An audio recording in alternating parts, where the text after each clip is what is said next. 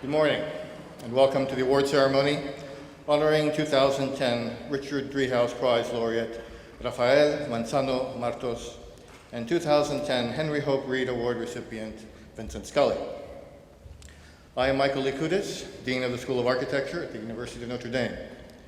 Our university and school are honored to be able to confer these two awards to celebrate significant contributions to the public realm and the ideals of the traditional city.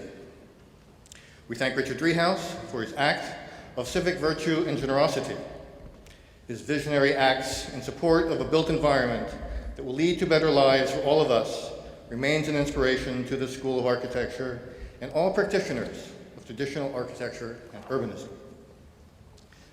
Each year, through the example of the Richard H. Driehaus Prize and Henry Hope Reed Award recipients, our students witness the best in traditional architecture and urbanism and an ethic of how not just to work in, but contribute to the communities which they live in.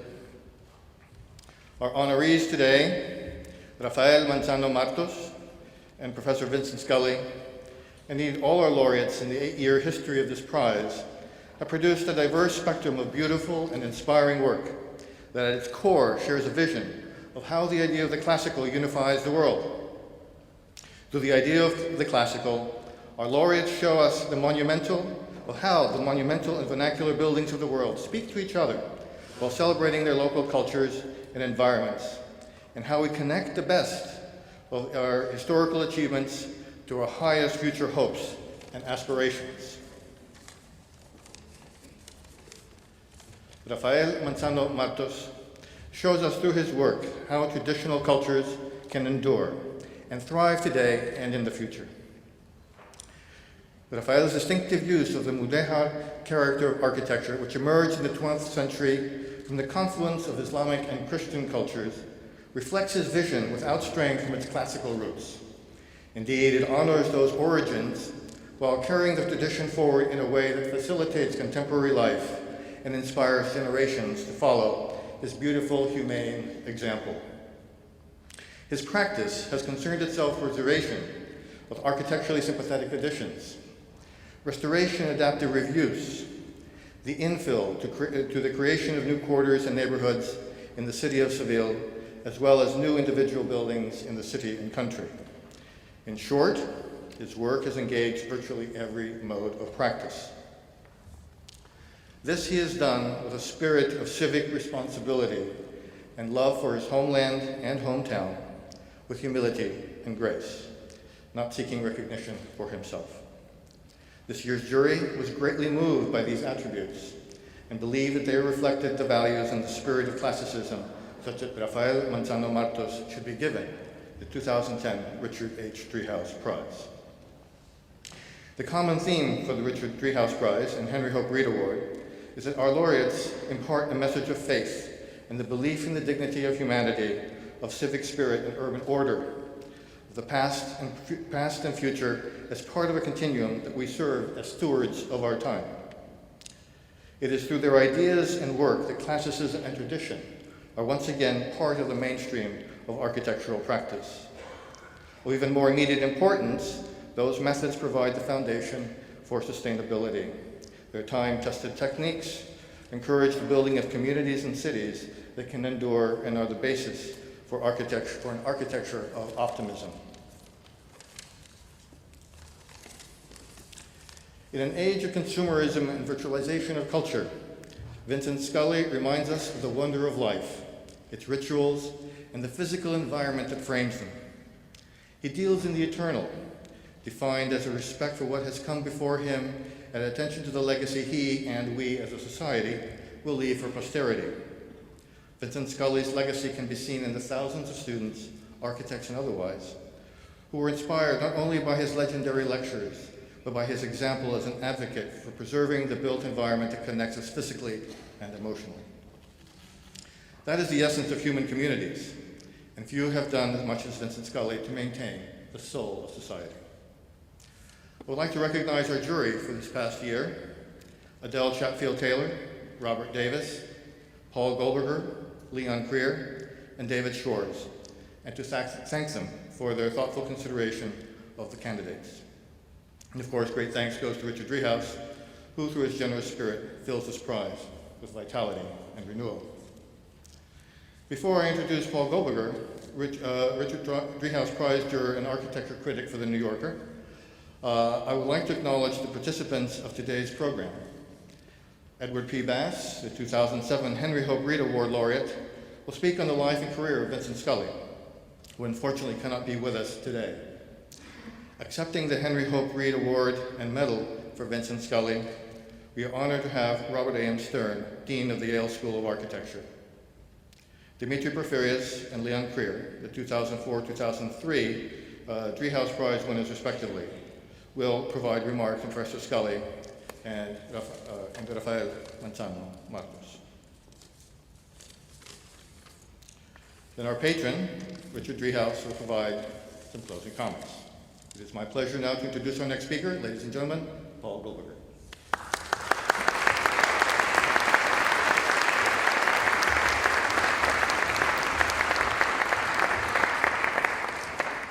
Thank you very much, Michael.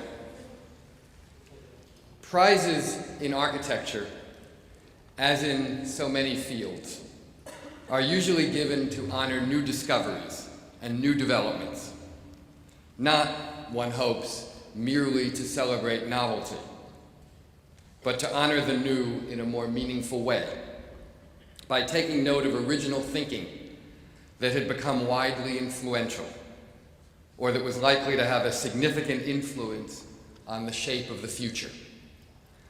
The expectation that a discovery would have an important and positive impact on our future is a reasonable criterion for a Nobel Prize in physics or medicine. But what about architecture? How do we measure influence? And is that even the thing that matters? Indeed, is being new even the test of greatness?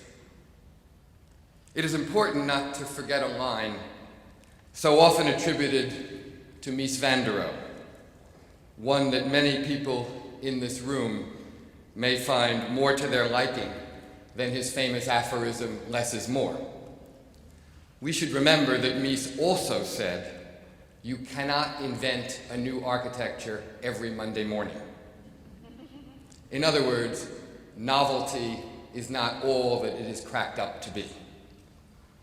The view that novelty is not an end in itself, and certainly not the ultimate architectural test, is perhaps the first of the ideas underlying the Driehaus Prize, which was established, as you know, in 2003 by the generous and enthusiastic patron of art and architecture, Richard Driehaus, to honor a major contributor in the field of traditional and classical architecture. It was Richard Driehaus's view that the profession of architecture, not to mention the public that experiences architecture, had become seduced by the very thing that Mies, of all people, warned us against, which is novelty for its own sake. The Driehaus Prize was created to break apart what we might call the unholy alliance between the idea of quality and novelty, the mistaken belief that to have quality, you have to have novelty. Richard Driehaus knew otherwise. He was aware how much distinguished architecture was created that didn't seem, at least outwardly, to be new and different, and he wanted to be sure that it got its proper due. Well, by now, with 8 winners of the prize extending around the world, it surely has. The fact that this prize contains a larger monetary award than any other prize in architecture hasn't hurt, of course. But this is actually the least important of the many things that distinguish the Driehaus Prize, although I suppose the recipients could be forgiven, at least this morning, if they think otherwise. But for the rest of us in this room, what makes this prize remarkable is not only the extraordinarily generous amount it contains, but also the remarkable generosity of thought behind it, the enlightened thinking behind the prize, which is far more subtle than it might at first appear to be. This is not so different from other prizes as it might seem, since the Driehaus Prize, too, honors the new. In the work of Leon Krier and Quinlan Terry and Dimitri Porphyrios and Alan Greenberg and Jacqueline Robertson and Andres Douani and Elizabeth Platter-Zyberg and Abdul Wahad El Wakil, and now in the remarkable work of Rafael, Manzano, Martos, we do not see a denial of the present. The work of these distinguished architects is not based on some foolish fantasy that we can will ourselves into the past, but on the far wiser belief that the present is not as disconnected from the past as some might think, and that it deserves not to be rejected, but to be learned from. And, most important of all, that the various architectural languages that we have inherited and have stood the test of time can continue to be vehicles of serious, even profound, creative expression. That's the key thing, and the reason the Driehaus Prize, in the end, isn't as different from other prizes as it might at first seem to be. It honors creativity and the ability to invent and the ability to do new things just as much as any other prize does. It just asks that these new things be created in the languages that have come down to us through the generations. As a great poet can say something compelling and new by brilliantly using the language we all know, so can a great architect prove that working within an existing architectural language need be no bar to creative expression, even to great inventive power. Every Driehaus Prize winner, to some extent, has shown us exactly this.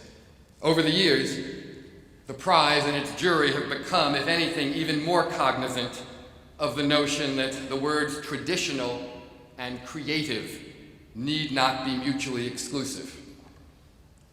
Under the wise leadership of Dean Michael Lakoutis, the jury has extended the reach of the prize around the world and has also focused heavily on urbanism, recognizing that traditional urbanism is at least as essential to honor as traditional architecture, and arguably more urgent a social priority. It's hard not to mention, when talking about the global scope of this prize and its focus on urbanism, the unusual jury process of the Driehaus Prize. The jury chooses winners not by gathering in a random conference room somewhere or by some kind of email process, but by traveling together to a city of great architectural significance, exploring it together, and only then beginning to discuss the nominees, taking the city's urban fabric as a kind of backdrop for its deliberations.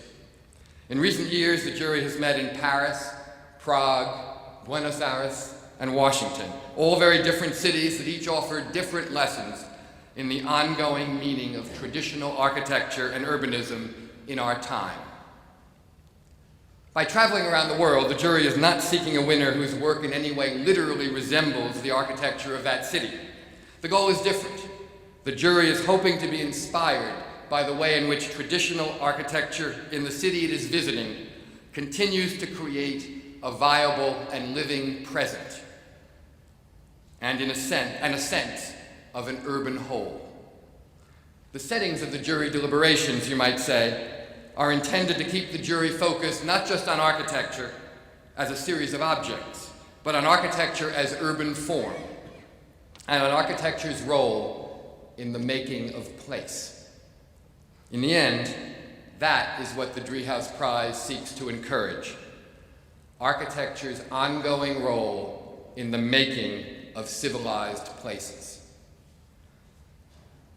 Finally, a word on the related prize, the Henry Hope Reed Award, which emerges out of the recognition that as the ultimate public art, architecture needs to find a public, and that as we honor the makers of great architecture, it is equally worthwhile to honor those who have helped to promote traditional architecture. This award has gone to extraordinary writers, editors, teachers, and patrons. It is exceptionally meaningful to me, as I know it is to so many in this room, that this year the Henry Hope Reed Award goes to Vincent Scully, the great architectural historian whose lifetime of work has done so much to emphasize the relationship of architecture to all of culture, as well as to teach so many of us, myself included, about the deep connection that architecture can have to both the written and the spoken word.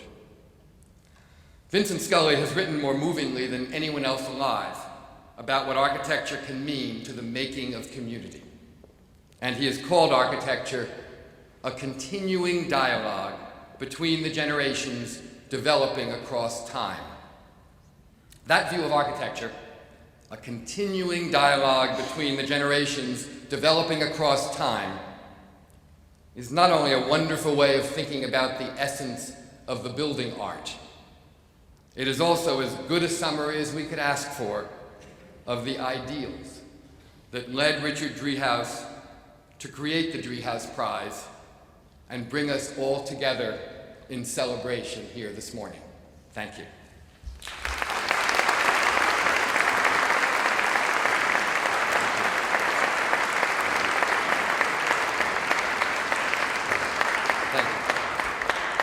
Thank you.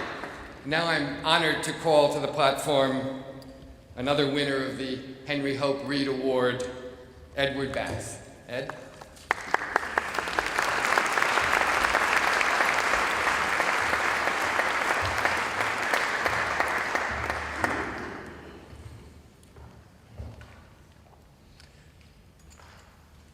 Ladies and gentlemen, today we share the privilege of gathering to honor a great scholar, a great teacher, and a great man, Professor Vincent Scully. We're here to bestow upon him the Henry Hope Reed Award.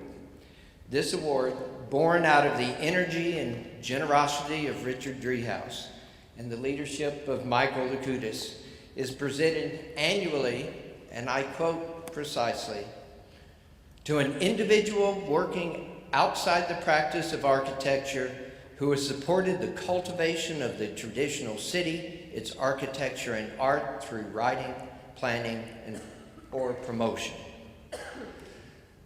While eminently qualified to receive this award, the achievements and the influence of Vincent Scully extend well beyond the cultivation of the traditional city, its architecture and art, and transcend mere issues of style, taste, and opinion. As a scholar and an author, Professor Scully's life work has brought into the arena of architectural history, the full breadth of the cultural and natural worlds. He has framed the field in an expanded context that both elevates his study and deepens its insights. As a teacher and mentor to some of the most important architects and influential decision makers of the latter half of the 20th century, his impact has been profound. His views have informed and guided the discourse of historians, critics, and practitioners alike. As a student entering Yale as a freshman in 1936, at age 16, and earning his bachelor's degree in 1940, Vincent Scully encountered the field of architecture at the height of the so-called battle of the styles between the traditionalist and modernist approach to architecture. By the time he received his PhD at Yale in 1949, with service in World War II having intervened, it was widely regarded that the modernists had won the architectural war.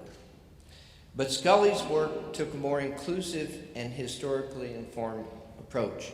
His PhD thesis of 1949 expanded in 1955 to his brilliant book, The Shingle Style and Stick Style, Architectural Theory and Design from Richardson to the Origins of Right. You will find that Scully often abstracts his thesis in his long titles of his books. This brilliant book taught us to see the shingle cottages of the New England shore as a part of a legitimate architectural tradition worthy of high and serious regard. This point of view reflects a recurring theme in Scully's work, finding virtue and excellence in examples of American architecture and planning that previously might have been regarded as modest and ordinary. But more than that, the book articulates themes that redefine the world's view of America versus Europe in architecture. Scully placed the work of Henry Hobson Richardson, Louis Sullivan, and Frank Lloyd Wright into a clear perspective, that of being both a part of a 100-year continuum of architecture in the Western world spanning both sides of the Atlantic, and at the same time uniquely American, derived from our culture, landscape, and worldview. Lord Norman Foster, Scully's student while a Mellon Fellow at Yale in 1961, studying architecture under Paul Rudolph, said, quote, "The insights of Vincent Scully opened my eyes to the interactions between the old world and the new." Philip Johnson, by the way, described Professor Scully as, and again I quote, "the most influential architecture teacher ever." I could go on, quoting Bob Stern as well. I'll leave that to come straight from the dean's mouth as he follows me on the program. Not to mention David Schwartz, Tom Beebe, Caesar Pelli, Jim Polshek, Charlie Wathme, and many others, all his students. I picked those only as those architects recently or currently doing buildings at Yale. While it is doubtlessly easier to transcend the battles of style, and that's what Scully did, transcend the battle, in the world of architectural history than in the world of contemporary architectural practice and criticism.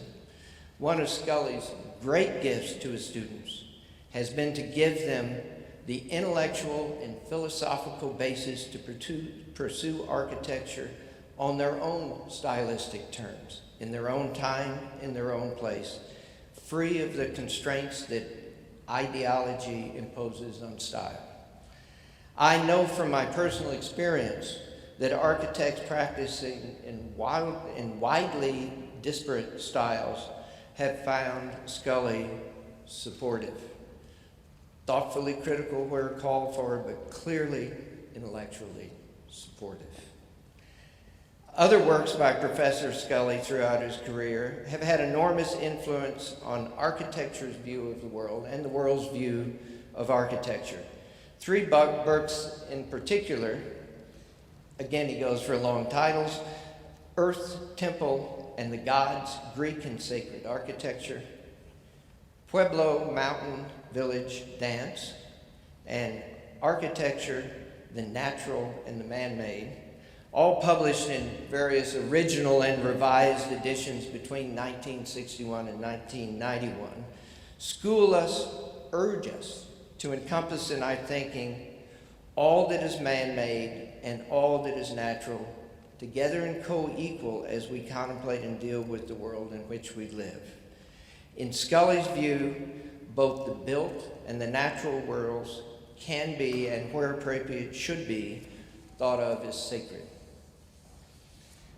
As a keen observer of cities and our urban environment, Professor Scully's scholarship has provided the intellectual basis to back up what Jane Jacobs observed in practical terms, that traditional approaches to architecture and urban planning are capable of creating a far superior setting for day-to-day life than the modernist, Corbusier-inspired residential and commercial blocks of the 1950s and 60s.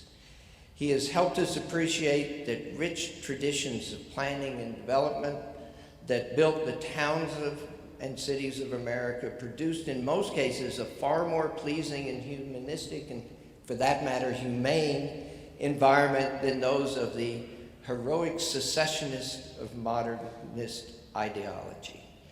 And no offense intended to the Austrian secessionists of the turn of the last century, who I much admire. I use the term secessionist here as a gesture to Henry Hope Reed. That was his term for modernism.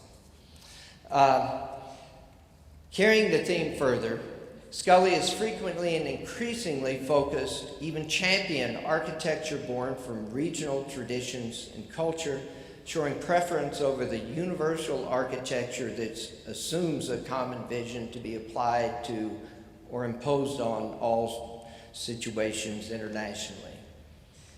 He recognized, for example, the Gothic and Georgian quadrangles at Yale to be rigorously planned and skillfully executed, and to appeal to the eye and body of those who live with them. He saw the pueblos of the American Southwest not as crude and primitive, but as artistically executed expressions of the life and culture they served and the natural world in which they are set. He has, over his career, demonstrated an admiration, even a preference, for architecture which reflects and serves the needs, aesthetic and functional, of those who create it and use it. Now, through his 7 decades as a scholar, even as distinguished as that career may have been, Professor Scully may be best known and certainly most loved as a teacher. For 63 years, he taught at Yale, beginning in 1947 and retiring only last year at the age of 89. In the course of these decades, literally tens of thousands of students have learned how to look at the world around them. They have learned how to see, appreciate, and understand buildings, the landscapes, and the cities that make up our built world, and how to think analytically and critically about them. The influence of his teaching has been enormous. Not only have his students gone on to become the practicing architects, planners, and developers of the past half century, that represents but a small percentage of them, but they have also become the citizen leaders who have contributed to building the homes, museums, schools, churches, and communities, and so much more in America. At Yale, Vincent Scully's lectures did not merely elucidate and educate, they also entertain, a mark of many of the greatest educators. The Yale Law School auditorium was always packed to the rafters for his class. It is the largest lecture hall at Yale and therefore where his lectures occurred. He famously employed a very long stick, 12 or 14 feet, not to keep students awake, that was hardly necessary, but as a pointer, gesticulating in a truly architectural scale as slides filled an enormous screen. More than once, he wandered in a burst of energy and enthusiasm right off the edge of the elevated stage, only to pick himself up, climb back, and continue, hardly breaking his train of thought or the spell over his audience. I would venture to say that more than one person in this room would not be here today were it not for Vincent Scully. I say that with confidence, ladies and gentlemen, because I am one such person. And doubtlessly among you, there are others. Thank you very much.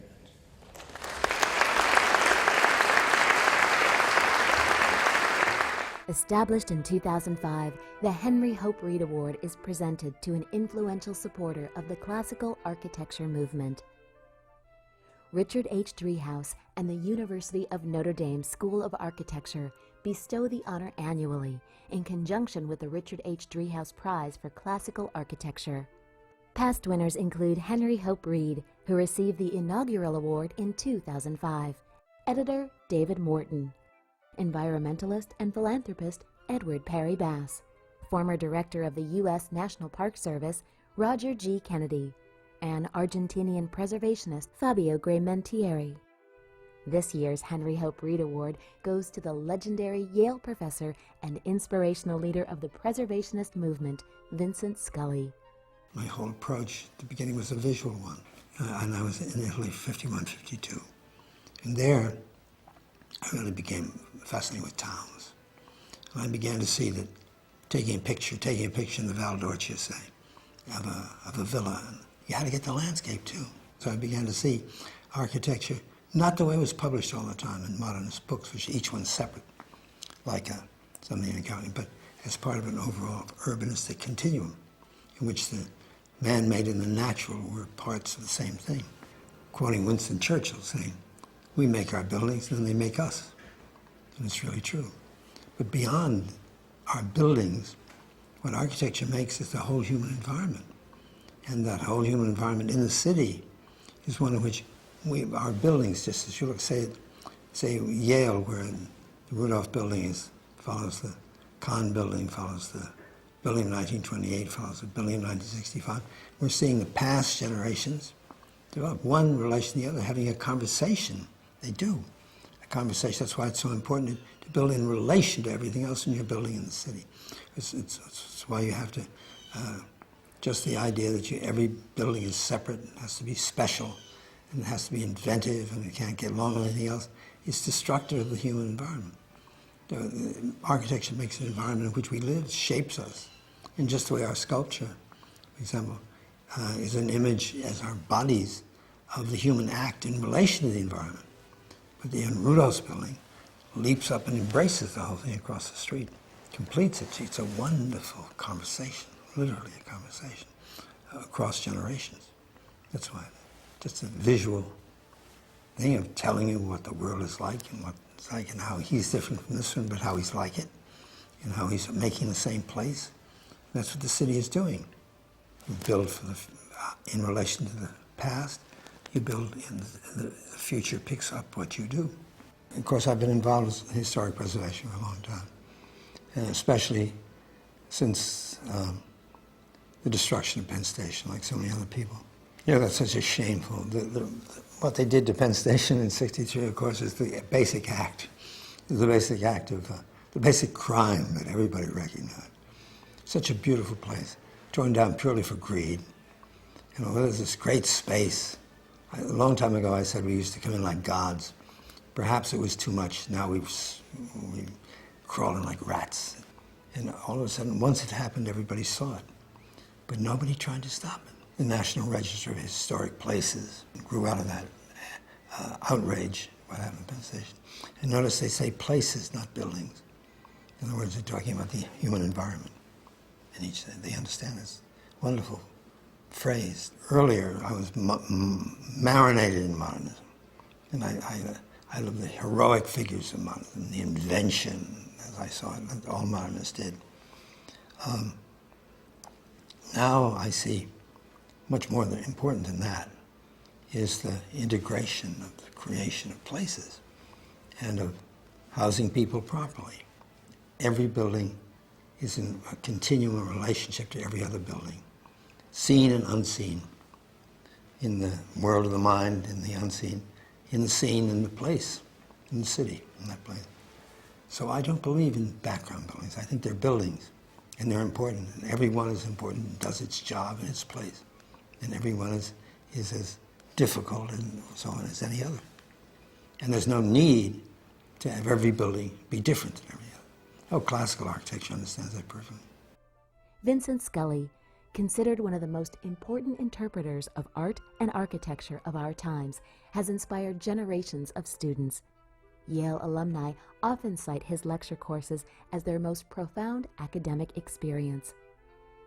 We honor Vincent Scully with the 2010 Henry Hope Reed Award and thank him for his tireless efforts to preserve humane, sustainable urban design for the benefit of contemporary society and future generations. In the end, it comes to the city as a whole, and to that immortality of human beings, making a place that can live beyond the generations, not torn apart by each generation, but getting better and richer. Thank you. I'd like to invite Richard Driehaus to come forward so we may present the medal, the Henry Hope Reed Medal, to Robert A.M. Stern, who will accept it on behalf of Vincent Scully. So, Robert A.M. Stern.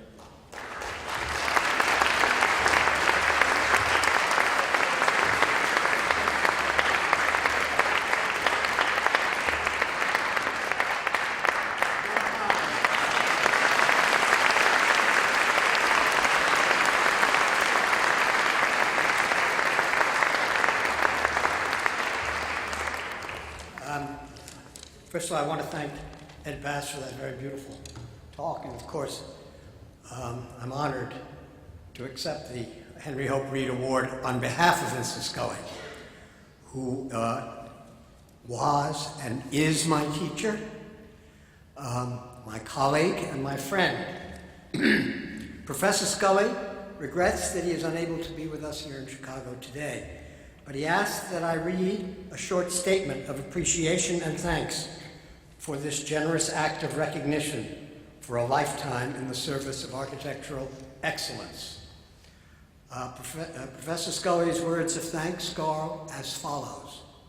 I am deeply, deeply grateful for this award, and I sincerely regret not being able to be here in Chicago to receive it in person. I am especially moved by the fact that it is given in the name of Henry Hope Reed, with whom, as an unbearable young modernist, I used to disagree about everything some 50 years ago. But it is I who have changed more than he. It is true that my devotion to classical architecture, despite my love for Greek temples, will never be as pure or exclusive as his, and modernism too is in my bones. Still, the horrors of the urban renewal of the 1960s made me realize how destructive of the city modernist planning and practice was, and so set me on a course at least analogous to his own. It is in that spirit that I gratefully accept and am honored by this Henry Hope Reed Award. I thank you on behalf of Professor Scully.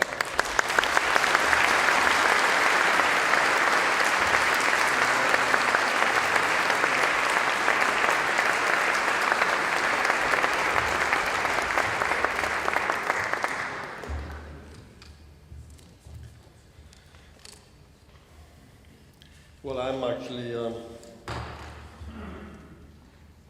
supposed to deliver an epilogue, but no, it's not an epilogue, it's just a few ideas which perhaps may start a discussion, not today, but on another occasion.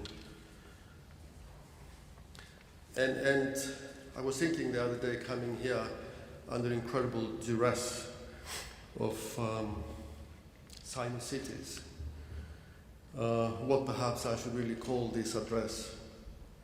And I couldn't really find the title, unless finally I came to the idea of the importance of reading Scully, with all the associations that that title may actually imply. Now, we do know that for years it made really little difference whether the fashion of the day was international modernism, whether the fashion of the day was high-tech modernism, whether the fashion of the day was postmodern deconstructivism. It made really no difference at all, because students, clients, and the lay and professional public have been repeatedly presented with the same deliberate obfuscation, namely that if universal strategies have been successful for industry and for market capitalization, they must surely be good and successful also for people. Successful for the buildings they live and work in, and successful and good for their everyday lives and their cities. Now, in my mind, the importance of reading Scully lies exactly in his very critique of such an assumption. Vincent Scully has been, I think, one of the first teachers to make us all aware of the perceived dangers of modernist, universalist strategies. We all have been, in one or another way, touched and influenced and molded by Vincent Scully's teaching. And it is the myriad stories told by his students that make up the portrait of Vincent Scully. I was a latecomer. I was not his student, but I wish I were, after I met Scully for the last 15 years in Yale. Going further back, in 1966, I remember, was the first time I came across his name, and I was still then in high school at the Greek American Athens College, and I came across a book called The Earth, the Temple, and the Gods, a book of 1962, and though Greek, I should have been proud that anybody wrote something like this, but in those days it was an anathema to be interested in whatever fashion with the old stones.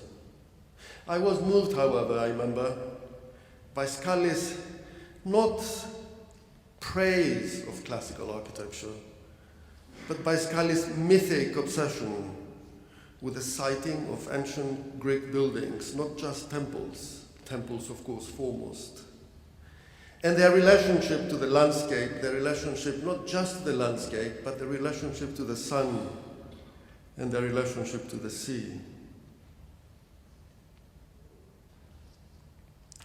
Now, the story that is told in this book is in fact the story of rootedness. Rootedness to land and by extension rootedness to culture. And that story, it was one that Scully was to return again and again, as for example in his books Pueblo, Mountain, Village, Dance, or in his later book, or earlier rather book, depends which version you look at, the Schinkel style. Now later during my student years at Princeton, I read probably all of Scully's books, and perhaps later during my dissertation years, perhaps all his articles. But I read them amidst the raging debates between the whites and grays. And I had actually followed, I remember, some of his lectures at Yale. But still, I didn't really understand him fully, because I was under the spell of Neo-Corbusianism. I was under the spell of Michael Graves. And I had actually come to the decision in those days that I was really inclined to agree with the whites, for after all, they were meant to lay claim to the rationalist purism and the immaculate beauty of positive Philibin solids. When later in the mid to late 70s, I was again confronted with the importance of reading Scully, I had already spent a year at the atelier of Alvarado studying the forbidden curiosities of additive composition, the seductive appeal of placemaking, and the tactility of materials and tectonic construction. And it was at that time that my heart and mind and feelings actually came closer to the writings and teaching of Vincent Scully. Not just closer, but Vincent Scully loomed again with a renewed relevance and importance. Not only for his emphasis on the Greek classical order, but rather more significantly, for his appreciation, even passion, of the art of placemaking. I could now see for the first time clearly the three major interests which fueled Scully's passion for a better world. Firstly, the importance of local cultures as opposed to universalism. Secondly, the importance of placemaking as opposed to random encounters. Thirdly, the importance of humanism as opposed to industrial positivism. For Scully, the classical project is relevant not because it has been handed down to us from generation to generation, but only in as much as it can address local culture and local character. For Scully, the millennial survival of the classical owes much to its embracing translation and accommodation. Because translation, accommodation, revival, of course, always entail some loss of the original. And by extension, they're always regarded as somewhat provisional and experimental statements. And when introduced by Robert Stern to Venturi, that is how Scully approached complexity and contradiction, thereby discrediting international modernism. For Scully, architecture, like ballet, like literature, is an art of repertory. Great works are regularly revisited, reworked, rewritten, and repeated. And every time they are translated, every time they are revived, every time they are adapted, modified, or recast, they highlight both change and the continuity of human nature. To revive, therefore, is to translate, to ferry, and to bring across. It is not surprising, I think, and in this sense, to see Scully emphasizing the importance of placemaking against the advent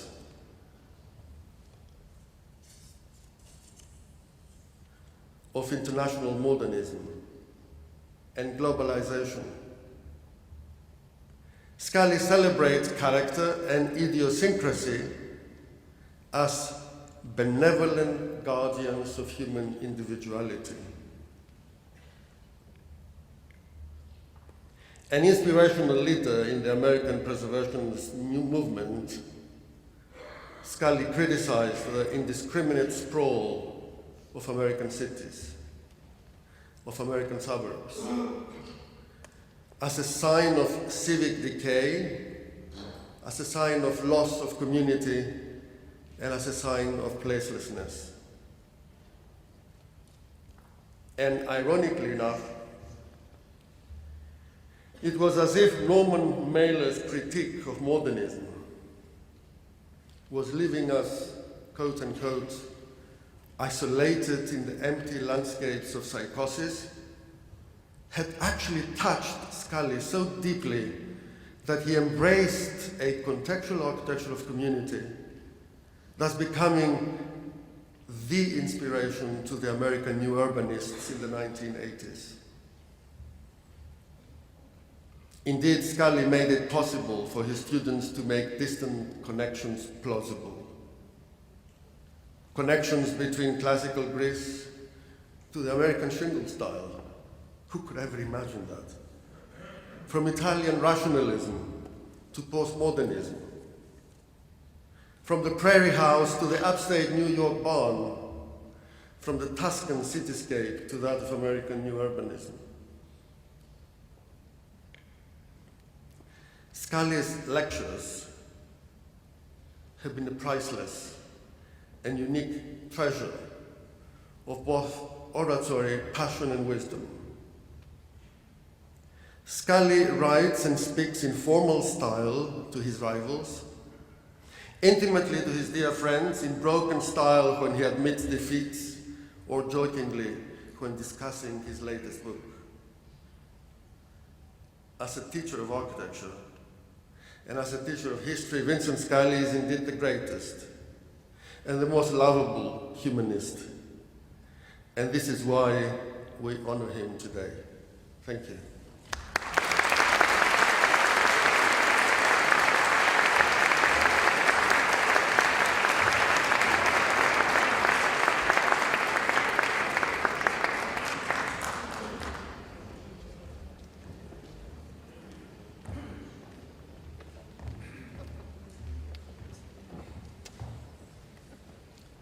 morning, ladies and gentlemen.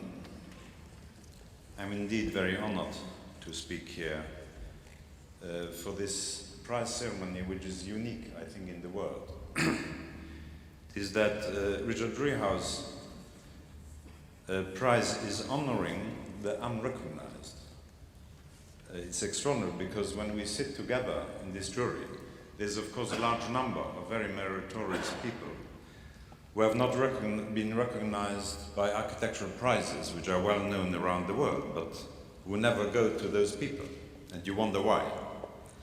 Now this honoring is not only honoring persons, but also a large set of ideas which have been important, I think, to the building and humanization of the world. And we understand that humanization is not an automatic nor an irreversible process, but that creating a civic, a well-behaved and prosperous environment is a project which must be maintained with all force and must above all become very conscious. I think that probably the terrible strife and wars which destroyed so much of human lives and heritage in the 20th century has also menaced these ideas which were able to build a positive world. And the process which led to the victory and which carried the victory was so absolutely, I think, dangerous and unconscious that actually the victors in a way contribute to the destruction of themselves. Now Spain, to come to focus the talk, Spain was a country which, like most countries, is incredibly rich with talent in the diverse arts, and where architecture has left a very powerful trace over the last 2,000 years. And this set of ideas which built and rebuilt and made Spain survive for so long, and which spread that culture around the world, was being rediscovered after the terrible blight of Second World War and the problems which happened and the tragedies which happened through the Civil War. And tragically, and completely against truth, classicism and those ideas which had built that civilized world became associated erroneously with fascism and Francoism and all the associations which come with it. Whereas we can, when we look at what happened in Spain in the 1960s, 50s, 60s and 70s, we can say that actually modernism has triumphed in Spain with Franco, that there were only several years where under that regime there was a short revival of traditional architecture, but then it went over to the universal modernism, which really rebuilt the world after the Second World War, and in which rebuilding, or probably destruction, were still heavily engaged. Now, I remember Spain very well from this period of the 70s and 80s because there were many, many talented people there who recognized that something had gone wrong in Spain, not just in Spain, but around the world. And there was a lot of exchange of ideas with the young generation growing up, which was full of interest for Spanish architecture of the past. And I used to travel there a lot, knew a lot of people, and then something happens which nobody can explain. Suddenly all these people who were engaged in reconstructing the classical language and reusing it despite the dominance of modernism suddenly disappeared from the scenes and overnight became modernists again. Curious phenomenon. I used to travel to Spain being invited, and then I was no longer invited. And I remember very clearly discovering in Seville this marvelous architecture which is so also attractive to tourists. And I walked around Seville and Granada and photographing lots of buildings which I used in my lectures in London. and in America. And then I found it so interesting because there was an architecture there of different periods, and of course also of the Arab influence, which created this unbelievably powerful, seductive, playful architecture. Now, 10 years later, I went to Seville because we had heard about a person called Manzano Martos, who was in charge of the Alcazar, Real Alcazar.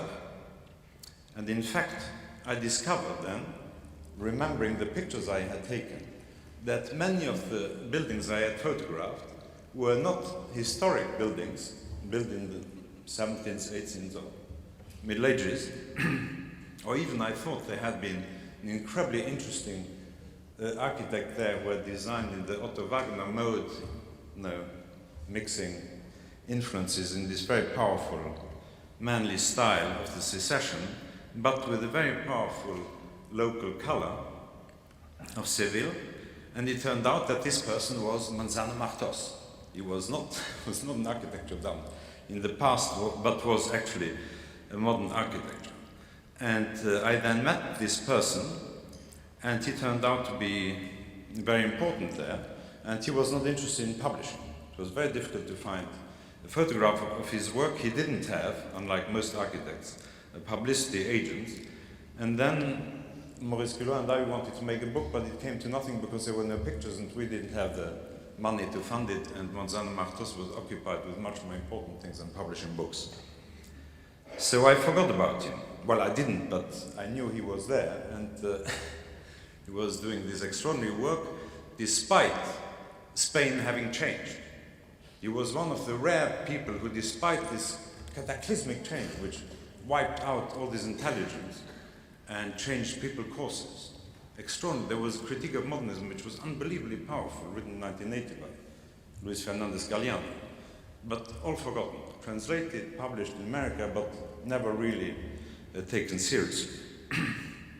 So when we were sitting in this jury, because there's this list of extraordinarily interesting people, but I happened to be in Seville, and I thought maybe it would be interesting to ask this man to present, because he's obviously not interested in publicity, in glory, and so on. And we met him, and I asked him to send some pictures. When I saw the picture, I thought, ooh, this is not really publishable photographs, because we are now used to glossy pictures taken with sun and beautifully presented.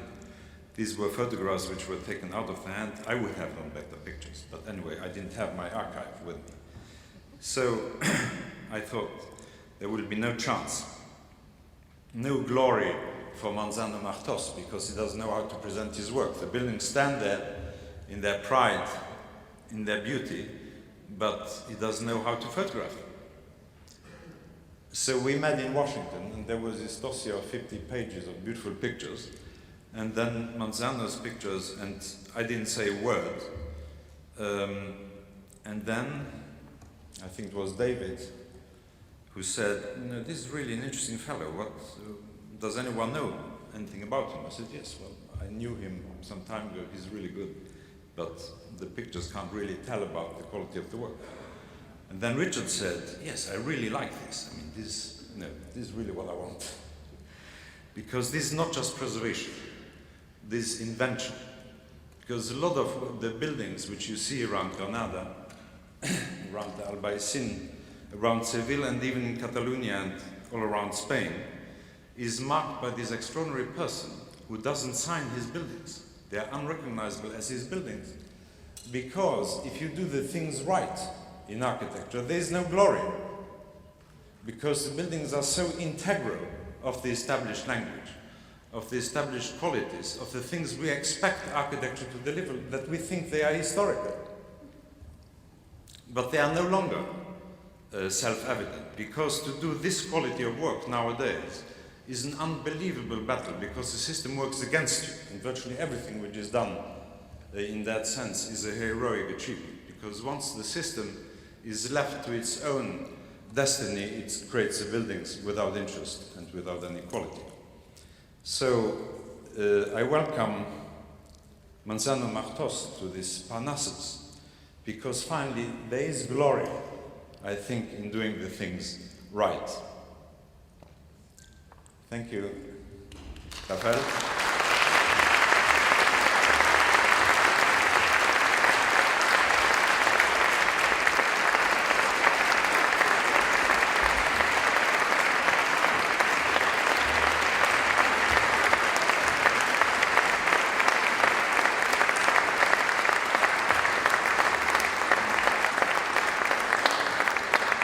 Thank you, Leon. That was very beautiful, very moving.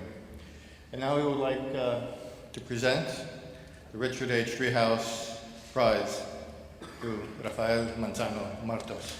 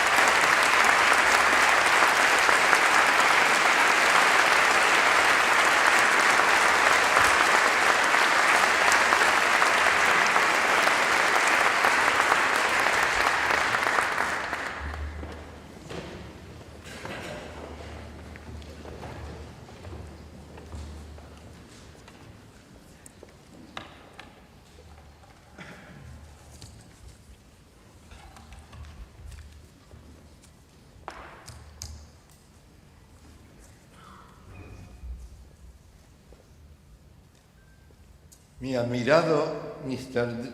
Richard Driehaus, fundador de este premio. Honorable Mr. Michael Licudis, decano de la Escuela de Arquitectura de la Universidad de Notre Dame. Querido León Creas y jurado del premio Driehaus. Queridos arquitectos que me precedisteis en tan honroso premio. Cónsul de España en Chicago, profesores y alumnos de esta universidad, queridos amigos todos, tanto de aquí como del grupo de españoles que con tanto cariño me acompañan. To the Admirable Richard Driehaus, founder of this prize, the Honorable Michael Licudis, Dean of the University of Notre Dame School of Architecture, my dear Leon Creer, and fellow architects who have also been honored with this award, and the Driehaus Prize jury, faculty and students of the University of Notre Dame, the Consul of Spain in Chicago, honored friends and guests. Nunca como hoy he lamentado carecer de dotes oratorias y más aún en la bella lengua de Shakespeare para poder expresar mi más íntimo agradecimiento y la profunda emoción que hoy me embarga por la concesión de este premio, que lleva el nombre de tan gran mecenas de la arquitectura y que otorga la prestigiosa Escuela de Arquitectura de esta vieja universidad que ostenta el nombre sagrado de Nuestra Celestial Señora y Madre del Cielo. Gracias hondas, conmovidas a todos. Este premio honra a la arquitectura que no ha perdido su eterna fidelidad al clasicismo, que ha sido su lenguaje universal y válido durante los últimos 25 siglos y ha legado su colosal herencia arquitectónica y urbanística al mundo occidental. I have never regretted my inability to speak in the beautiful language of Shakespeare more than today, in order to express my most humble gratitude and the profound emotion that overwhelms me with the award of this prize, that bears the name of such a great patron of architecture and is given by the prestigious University of Notre Dame and its School of Architecture, which holds the sacred name of Our Lady and Mother of Heaven. My deepest, most heartfelt thank you to all of you. This prize honors an architecture that is eternally faithful to the classicism, a universal language that has remained valid for the last 25 centuries and handed down its colossal architecture and urbanistic heritage to the Western world. Y ahora, tras pediros una vez más perdón por no expresarme en inglés, permítanme que continúe este discurso hablando en mi lengua, también universal y también honrada por la pluma de Cervantes. A un gran torero sevillano que alcancé a tratar y conocer, Juan Belmonte, ya anciano, le criticaba a un periodista: «Maestro, dicen que hace usted un toreo demasiado clásico». A lo que contestó Belmonte: «Pues si dicen eso de mí, será verdad, y me alegra saberlo, porque como usted sabe, lo clásico es lo que nunca pasa de moda». Me siento profundamente identificado con aquel gran torero, pues a mí también se me ha criticado mucho por mi clasicismo, sobre todo entre mis compañeras más importantes en la profesión. Solo oí elogios, y hace ya mucho tiempo, de un gran arquitecto que aquí nos honra con su presencia, León Krier, el primero que recibió este premio, que es hoy el más grande que se puede considerar un arquitecto en el mundo. También he tenido el afecto de muchos clientes que me han honrado con su confianza, y el de un gran director general de Bellas Artes del Estado español, Florentino Pérez Envid, y por supuesto el de mi maestro, Fernando Chueca, que siempre me respaldó en mis obras arquitectónicas y que también fue cliente mío en cierta medida. Y ahora ustedes me sorprenden a tan avanzada edad de mi vida, en los días más tristes de ella, tras la pérdida de mi esposa, elogiando mi obra y sus raíces clásicas y premiándola tan generosamente. Me emociona también profundamente ser el primer español que recibe este premio. España, madre de tantos pueblos, ha sido fecunda cual ninguna en su colosal legado a la arquitectura a lo largo de todos los tiempos. And now, apologizing once more for my lack of English skills, allow me to continue this speech in my own language, equally universal and also honored by the pen of Cervantes. A great bullfighter from Seville, Juan Belmonte, whom I had the great honor of knowing, was once criticized by a journalist. Maestro, it is said your style of bullfighting is overly classical. To which Belmonte answered, well, if that is what they say about me, it must be true, and I am very pleased to hear it because, as you know, classical means it never goes out of fashion. I feel profoundly linked to that great bullfighter, for I too have been greatly criticized for my classicism, especially among some of my most important colleagues in the profession. One of the few times I received praise for my work was a long time ago, from a great architect who honored us here with his presence, Leon Krier.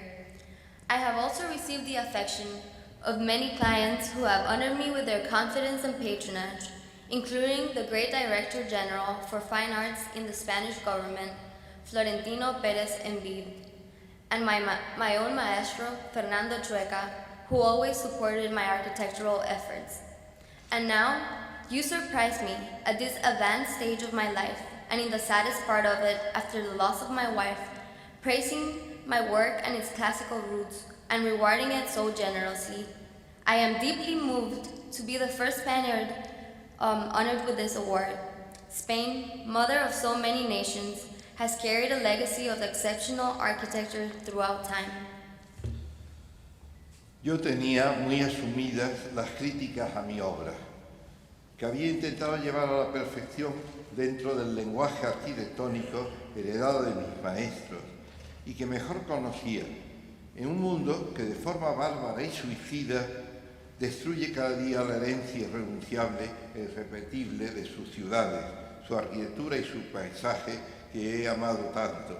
He dedicado mi vida desde casi mi niñez a una vocación por la restauración de los monumentos del pasado y por una arquitectura basada en el sólido entramado de su eterno lenguaje universal, nacido en el templo griego, codificado en las escuelas alejandrinas por Vitruvio y otros arquitectos helenísticos en los años de la Roma republicana. Este lenguaje llegó a su esplendor máximo bajo dos césares hispanos, italicenses, los más grandes que gobernaron el orbe romano, Trajano y Adriano, por manos del gran Apolodoro de Damasco y del propio Helio Adriano, el César arquitecto, que abrió en su vila adrianea nuevos caminos para la arquitectura que se prolongaron en la Roma tardía y paleocristiana y en el oriente bizantino, sirio e incluso islámico. Tras la caída del Imperio Romano, este occidente roto, que aún intentamos en vano reconstruir, al menos en una unidad de mercado, interpretó los propios recuerdos arquitectónicos de su glorioso pasado y los reflejos llegados de Oriente, recreándolos en una arquitectura vieja y nueva a la vez, que tuvo en el románico y el gótico, con su diversidad de escuelas, un paralelo al fenómeno de la supervivencia de la lengua latina en los diversos romances europeos, el castellano, el catalán, el galaico portugués, el francés o el italiano, y el surgimiento, sin pérdida en sus vocablos de viejas raíces clásicas, griegas y romanas, de los nuevos lenguajes anglosajones. I had grown accustomed to the criticisms of my work, in which I had sought to perfect the superior classical language of architecture inherited from my professors, in a world that systematically destroys the heritage of its cities, its architecture, and its landscape that I had loved so much. I have devoted my life, almost since childhood, to a career dedicated to the restoration of historical monuments and the preservation of the classical language of architecture, born out of the Greek temples and encoded in the Alexandrian schools by Vitruvius and other Hellenistic architects in the year of the Roman Republic. This language attained its maximum splendor under the two Hispanic Caesars, Trajan and Hadrian, the greatest to govern the Roman world, and at the hand of the great Apollodorus of Damascus and of Hadrian himself, the architect-ruler, who explored in his own villa new architectural ideas that would extend into the latter era of Rome and the early Christian tradition, as well as into the East Byzantine, Syria, and even Islam. After the fall of the Roman Empire, the Western world interpreted the architectural memories of its glorious past and combined them with reflections of Eastern architecture, recreating them in a style that was both old and new. In the diverse schools of the Gothic and Romanesque period, this new architecture emerged in a way that parallels the emergence of the new Anglo-Saxon vernacular without losing from its vocabulary its ancient roots in the classical Greek and Roman.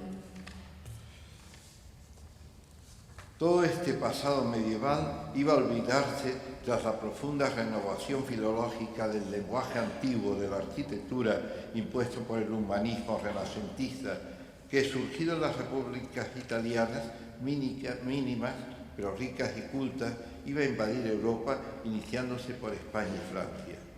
La vuelta al lenguaje antiguo no significó una copia servil de la arquitectura del pasado clásico, sino la creación de una arquitectura novísima, que recuperó la perfección lingüística romana y le dio nuevo impulso y capacidad evolutiva hacia el manierismo y hacia una nueva construcción barroca. Sin renuncia a su frigidez aparente, el neoclasicismo fue capaz, no obstante, de generar un romanticismo clasicista, prolongado en el siglo XIX en la evocación historicista de los lenguajes medievales y fundido todo en un eclecticismo que iba a dar forma al más copioso volumen de edificios y ciudades jamás construidos por el hombre. Y el clasicismo todavía dio vida al modernismo y al Art Déco, que acabarían dando paso a un esperanzador movimiento moderno, sentado sobre las bases de una arquitectura nueva, que había nacido con la espontaneidad de una nueva especie arbórea, el rascacielos, medio siglo antes aquí en Chicago, y que iba a dar abundantes frutos en manos de una generación genial que desgraciadamente no llegó a generar en plenitud un lenguaje arquitectónico nuevo y universal, y que hoy vemos sumido en profunda crisis. Como en el momento final de la Edad Media, el clasicismo se nos vuelve a presentar hoy como una posible opción salvadora en la búsqueda de una nueva geometría para la arquitectura y de una construcción basada en las raíces formales y en los materiales constructivos de cada región, de cada ciudad y de cada cultura. All this medieval past was in danger of being forgotten because of the profound philological renovation of the ancient language of architecture imposed by Renaissance humanism that, from its birth in the small yet rich cultural republics of Italy, was going to sweep across Europe, starting with Spain and France. The return of that ancient language did not mean a strict replica of the architecture of the classical, but rather the creation of an extremely new architecture that recovered the linguistic perfection of Rome and gave it a new drive and ability to evolve into mannerism and towards high Baroque. Despite its apparent frigidity, neoclassicism was able to generate a romantic classicism which was continued in the 19th century in the historical evocation of the medieval idioms. All this combined into an eclecticism that was to create one of the largest numbers of buildings and cities ever constructed by humankind. Furthermore, classicism gave life to modernism and Art Deco, which in turn would prepare the way to an avant-garde movement based upon a new architecture which was born with the spontaneity of nature. The skyscraper, half a century earlier, here in Chicago, which was very promising in the hands of an exceptional generation that, unfortunately, was not able to develop a new and universal architectural language, and that today is suffering a crisis. Termino manifestando de nuevo mi agradecimiento a todos. Mis padres realizaron grandes sacrificios para que yo pudiera realizar mi vocación arquitectónica. Mi madre me inició en los principios del dibujo. Mis hermanos primero, Concha, mi esposa y mis hijos en mi casa me han acompañado en los días felices y dolorosos de mi aventura vital, surtiendo mis flaquezas y dándome el marco de serenidad que ha hecho posible mi obra. Tuve grandes maestros en la Universidad Española, Torres Balbás, Gómez Moreno y sobre todo Fernando Chueca, arquitecto y máximo historiador de la arquitectura española. He tenido la colaboración de grandes artesanos, carpinteros, canteros, escayolistas, y he tenido grandes discípulos y compañeros y grandes amigos, algunos comitantes también de mi obra, también grandes compañeros de universidad y de academias, sabios en sus respectivas materias y plenamente representados entre los que habéis querido acompañarme en este acto tan importante en mi vida y que la generosidad de los presentes supera con su grandeza la modestia de mis méritos. Muchas gracias a todos. Thank you very much.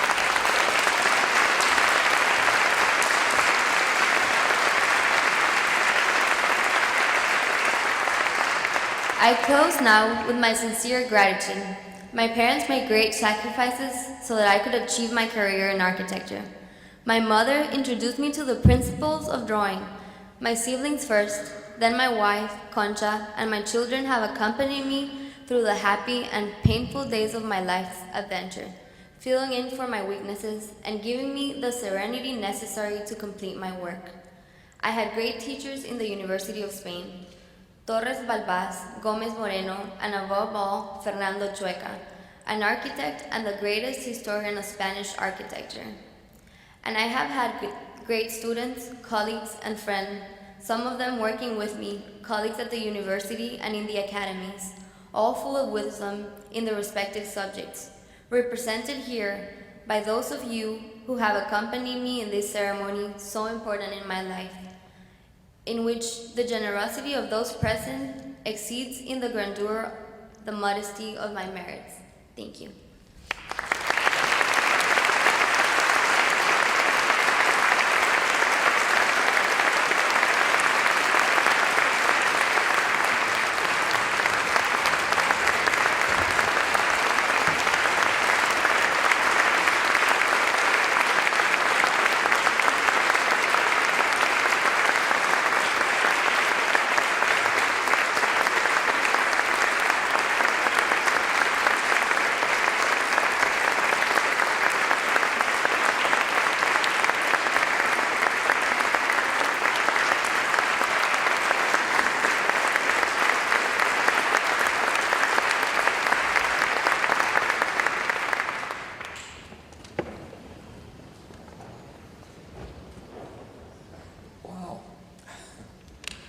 thank you for joining us today and honoring our remarkable laureates. Their accomplishments and contributions to the greater good serve as an inspiration to us. As this year's winners illustrate, once again, classical architecture and urbanism have global significance that transcend any particular architectural style. We have honored laureates from France, Great Britain, and now Spain. It is often said that the world has become too homogeneous. The example of today's laureates and their predecessors remind us that classicism sustains a sense of place. That attaining a greater degree of visual coherence in our architectural surroundings is one of the main tasks of architects, planners, and developers. The classical principles of this prize are the foundations of our civilization. They define who we are and provide continuity and context to move forward in a way that respects our past and allows us to learn from it. The goal is not to resist change, but to incorporate it into the continuum of human experience, drawing on the past to build a better future. The goal of the Driehaus Prize is to use history to give the present greater depth and continuity. Edward T. McMahon of the Conservation Fund expressed this idea well. He noted, "Growth is inevitable and desirable, but destruction of community character is not. The question is not whether your part of the world is going to change. The question is how." That is the animating philosophy of the University of Notre Dame School of Architecture and Dean Michael Lecludis. It has been a privilege to work with Michael to build this prize over the last 8 years. He has, as Paul Goldberger wrote, managed the remarkable trick of simultaneously being broad-minded and deeply committed to tradition. I personally congratulate Rafael, Manzano, Martos, and Vincent Scully on their lasting contributions. Rafael, Manzano, Martos has worked across cultures. He has beautifully blended Western and Muslim influences in a way that honors the historical sources while enhancing contemporary society and building a foundation for the future.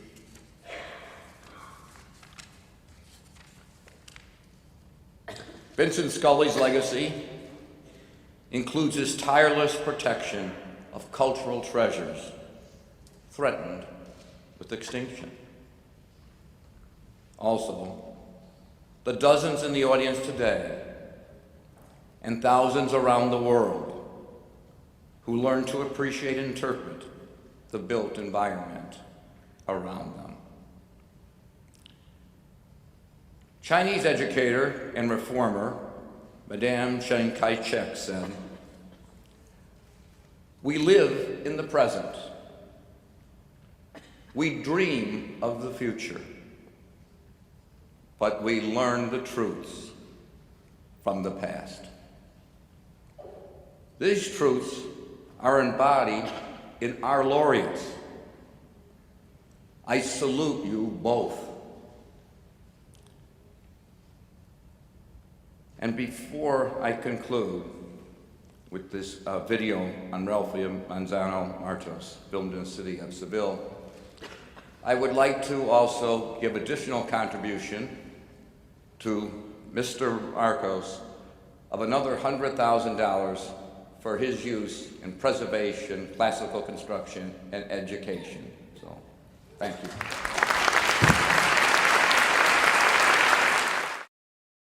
Yo lo que no sé, sí, escúchame, que antes estaba hablando de mi tío. Dice, ¿y tú cuando terminaste? Digo, pues ya era como 3 o 4 años. Y me dice, ¿y qué estás haciendo? Digo, pues mira, trabajando con mi padre. Oye, ¿quién es tu padre? Digo, Rafael Manzano. Rafael Manzano Martos.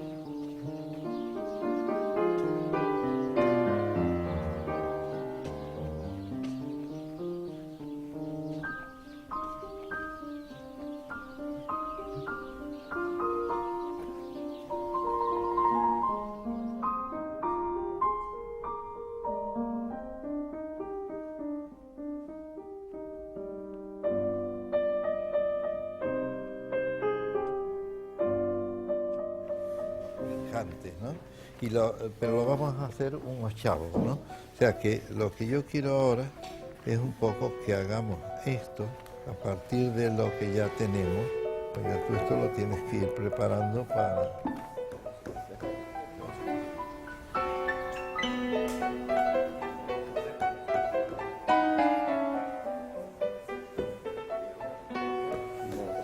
Vamos a ver esto, cómo se ve aquí el...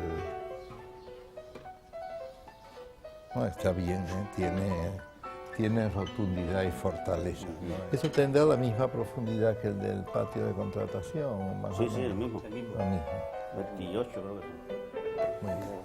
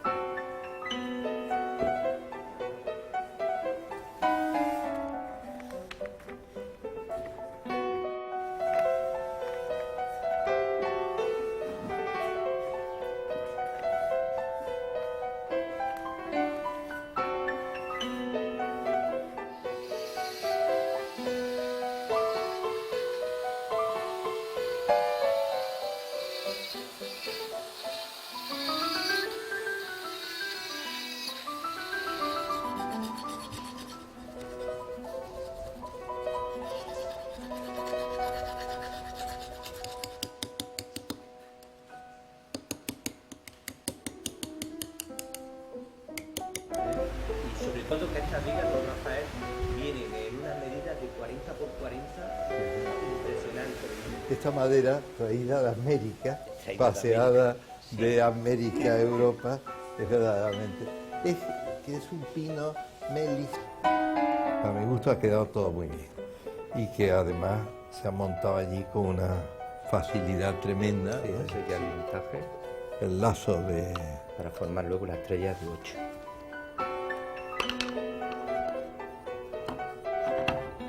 Es precioso. Entonces, a mí me gustaría aquí llegar a un enlace tal cual este, ¿no? Y ver de meter aquí algún polígono, ¿no? Aunque fuera solamente algo así, ¿no? Sí, enriquecer. Enriquecer eso, ¿no? Aquí, en el derribo de un edificio que era aparentemente moderno, y se sacó de la nada salió un patio, almohade muy importantísima. Y luego me di cuenta de que faltaba esta arquería y que estaba fragmentariamente sepultado en un gran montón de escombros que había en el medio del patio. El jardín es la imagen del paraíso terrenal. Como veis, está surcado por 4 acequias, 4 ríos, los 4 ríos que regaban el paraíso terrenal. Y en el centro había un estanque, una alberca central con una fuente donde brotaba el agua que corría por debajo de esos puentecillos en las 4 direcciones.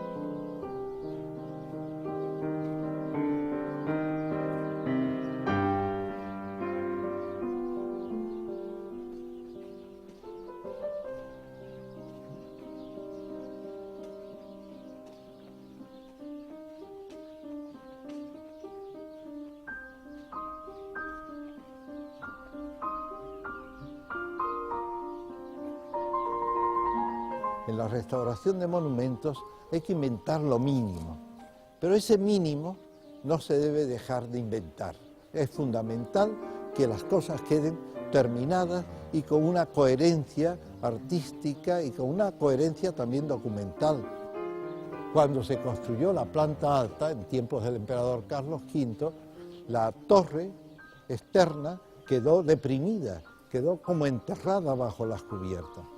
Felizmente, tras las cubiertas en la parte trasera, pude encontrar toda la decoración pictórica e incluso el alero primitivo, ese de ladrillo que ven ustedes allí arriba, rojo, y todos los elementos necesarios para poder reconstruir lo que asomaba originariamente por encima de los tejados, subirlo para que aflorase de la misma manera por encima de los tejados modernos del siglo XVI.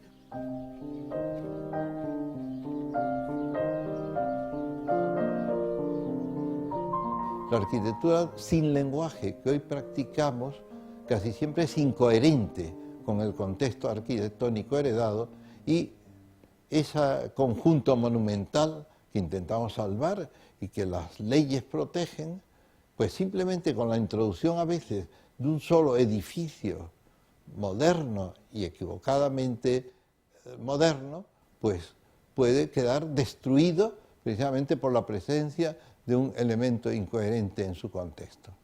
La arquitectura clásica tiene que también adaptarse en su lenguaje a los usos, a las exigencias y a las necesidades de los nuevos tiempos. He procurado renovar, reconstruir aspectos de áreas perdidas de la ciudad, reconstruirlos, incluso reconstruirlos con cierta libertad para acoplarlo a las nuevas necesidades y exigencias. Hay que intentar dar vida a la arquitectura clásica con todos los elementos disponibles en la mano del arquitecto y en la mano de sus ejecutores.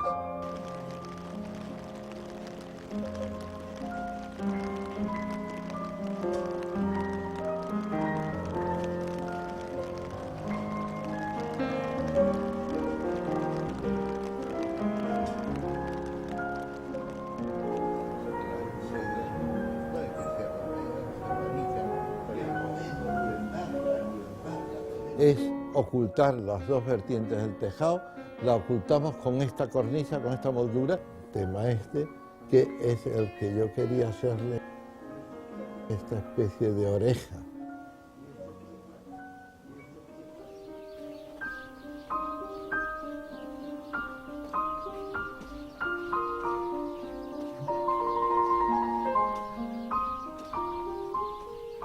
esta es la ciudad que hemos heredado y si queremos conservarla tenemos que ser ávidos para penetrar, interpretar y leer la arquitectura que nos transmite, la arquitectura heredada. En estos edificios más antiguos de la ciudad tenemos la clave, tenemos el código genético de la misma. Tenemos sus colores, sus materiales, sus volúmenes, su forma de organizar los huecos, de organizar la decoración. Estos temas cerámicos, por ejemplo, de aquí, son específicos del lenguaje arquitectónico de Sevilla. Y si queremos conservar el conjunto histórico heredado, si queremos conservar la ciudad monumental, tenemos que ser fieles a este código que tenemos que estar leyendo e interpretando cada día, en cada casa, en cada monumento, en cada rincón de la historia del conjunto urbano.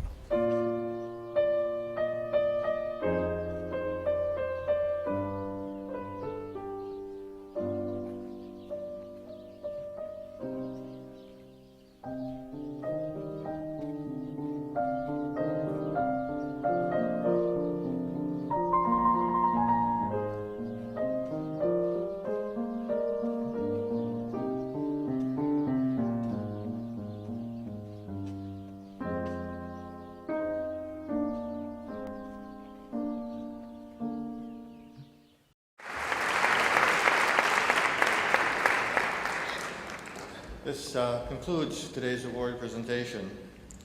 As you can imagine, putting this prize ceremony together, the jury, every year is not easy, and it really wouldn't be possible without a really wonderful staff. I'd like to thank my staff for all their help and devotion to this prize.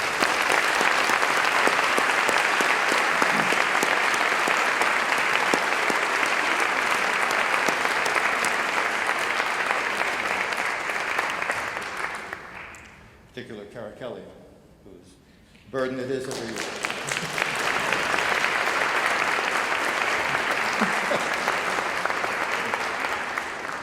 I would also like to thank my colleagues and students at the school, the university administration for its unwavering support of our mission, and of course to all the former laureates of both the Richard H. Driehaus Prize and Henry Hope Reed Award, who come year after year. Also want to thank our present and past jurors, and of course, Richard Driehaus, for all that you do.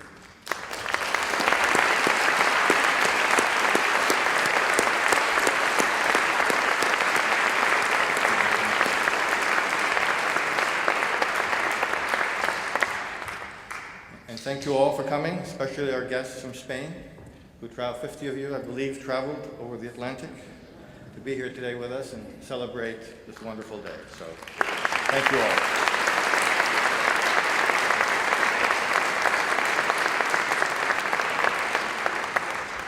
And finally, please join us in the foyer for conversation and some light refreshment. So, have a good day.